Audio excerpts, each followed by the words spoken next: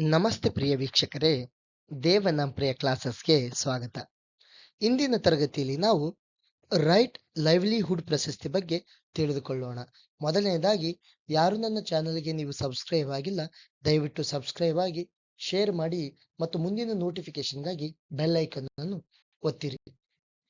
ಮೊದಲನೇದಾಗಿ right livelihood award ಇಲ್ಲಿ ತೋರಿಸ್ತಿದಾರಲ್ಲ, honour and support those offering practical and exemplary answers to the most urgent challenges facing us today. ಅಂದ್ರೆ ಇಂದು ನಾವು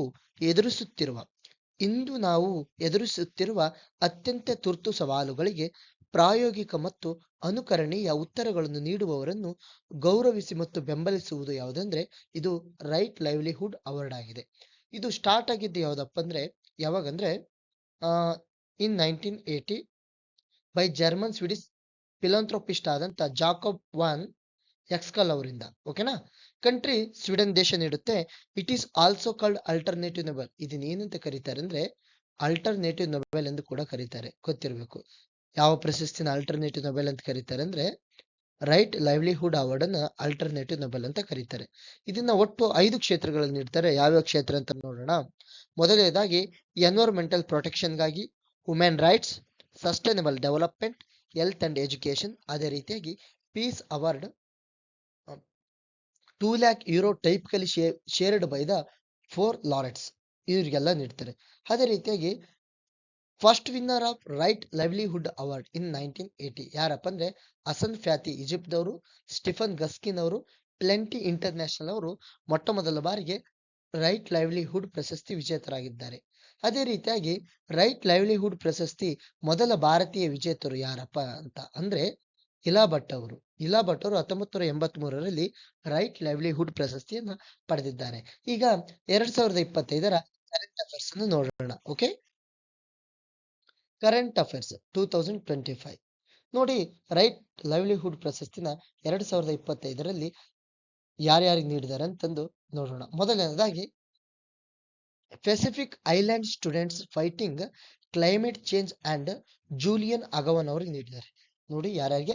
ಹವಾಮಾನ ಬದಲಾವಣೆಯ ವಿರುದ್ಧ ಹೋರಾಡುವ ಪೆಸಿಫಿಕ್ ದ್ವೀಪಗಳ ವಿದ್ಯಾರ್ಥಿಗಳು ಮತ್ತು ಜೂಲಿಯನ್ ಅಗವಾನ್ ಅವರಿಗೆ ನೀಡಿದ್ದಾರೆ. ಯಾದಕ್ಕೋಸ್ಕರ ನೀಡಿದ್ದಾರೆ ಅಂದ್ರೆ ಇವರು ಹವಾಮಾನ ನ್ಯಾಯವನ್ನು ಪಡೆಯುವಲ್ಲಿ ಅವರ ಪ್ರಯತ್ನಗಳಿಗಾಗಿ ಈ ಪ್ರಶಸ್ತಿನ ನೀಡಿದ್ದಾರೆ. ಎರಡನೇದಾಗಿ ಜಸ್ಟಿಸ್ ಫಾರ್ ಮಯನ್ಮಾರ್ಗೆ ನೀಡಿದ್ದಾರೆ. ಇವರು ಮಯನ್ಮಾರ್ನ ಮಿಲಿಟರಿ ಜುಂಟಾವನ್ನು ಬೆಂಬಲಿಸುವ ಕಂಪನಿಗಳನ್ನು ಬಹಿರಂಗಪಡಿಸಿದ್ದಕ್ಕಾಗಿ ಈ ಗೌರವವನ್ನು ನೀಡಿದ್ದಾರೆ. ಮೂರನೇದರಾಗಿ ಆಡ್ರೆ ಟ್ಯಾಂಗ್ ಅವರು ತೈವಾನ್ನಲ್ಲಿ ನಾಗರಿಕರನ್ನು ಸಬಲೀಕರಣಗೊಳಿಸಲು ಮತ್ತು ಪ್ರಜಾಪ್ರಭುತ್ವವನ್ನು ನವೀಕರಿಸಲು ಡಿಜಿಟಲ್ ತಂತ್ರಜ್ಞಾನದ ಸಾಮಾಜಿಕ ಬಳಕೆಯನ್ನು ಮುನ್ನಡೆಸಿದ್ದಕ್ಕಾಗಿ ಗುರುತಿಸಲ್ಪಟ್ಟಿದೆ. ಓಕೆನಾ? ಅದೇ ರೀತಿಯಾಗಿ ಇನ್ನು ವಿಜೇತರು ಯಾರಂದ್ರೆ ಎಮರ್ಜೆನ್ಸಿ ರೆಸ್ಪಾನ್ಸ್ ರೂಮ್ಸ್ ಅಂದ್ರೆ ತುರ್ತು ಪ್ರತಿಕ್ರಿಯೆ ಕೊಠಡಿಗಳು. ಅಂದ್ರೆ ಈಗ ನಡೆಯುತ್ತಿರುವ ಅಂತರ್ಯುದ್ಧದ ಸಮಯದಲ್ಲಿ ಮಾನವೀಯ ನೆರವು, ಆರೋಗ್ಯ ರಕ್ಷಣೆ ಮತ್ತು ನಾಗರಿಕ ರಕ್ಷಣೆಯನ್ನು ಒದಗಿಸಿದ್ದಕ್ಕಾಗಿ ಸುಡಾನ್ ಸಮುದಾಯ ನೇತೃತ್ವದ ನೆಟ್ವರ್ಕ್ ಅನ್ನು ನೀಡಲಾಗುತ್ತದೆ. ಅಂದ್ರೆ ಎಮರ್ಜೆನ್ಸಿ ರೆಸ್ಪಾನ್ಸ್ ರೂಮ್ಸ್ ಅಂದ್ರೆ ಸುಡಾನ್ ಅವರಿಗೆ ನೀಡಿದ್ದು. ಓಕೆನಾ? ಇದು ಕರೆಂಟ್ ಅಫೇರ್ಸ್. ಅದೇ ರೀತಿಯಾಗಿ ಇದನ್ನ ನಾನು ಕನ್ನಡದಲ್ಲಿ ಕೂಡ ನಿಮ್ಗೋಸ್ಕರ ಕೊಟ್ಟಿದ್ದೀನಿ. ಎಲ್ಲರೂ ಕೂಡ ನೋಟ್ ಮಾಡ್ಕೊಂಡು ಸದುಪಯೋಗ ಪಡಿಸ್ಕೊಳ್ಳಿ. ಎಲ್ಲ ಕರೆಂಟ್ ಅಫೇರ್ಸ್ ಮತ್ತು GK ನೋಟ್ ಸೀರೀಸ್ ನ ಪ್ರತಿಯೊಂದು PDF ಕೂಡ ನಾನು ಎಲ್ಲದೂ ಕೊಡ್ತೀನಿ ತಪ್ಪದೆ. ಅಲ್ಲಿವರೆಗೆ ನನ್ನ ಚಾನೆಲ್ ನೋಡ್ತಾ ಇರಿ, ಶೇರ್ ಅಂಡ್ ಸಬ್ಸ್ಕ್ರೈಬ್ ಮಾಡಿ. ಧನ್ಯವಾದಗಳು. ಜೈ ಹಿಂದ್, ಜೈ ಕರ್ನಾಟಕ ಮಾತೆ.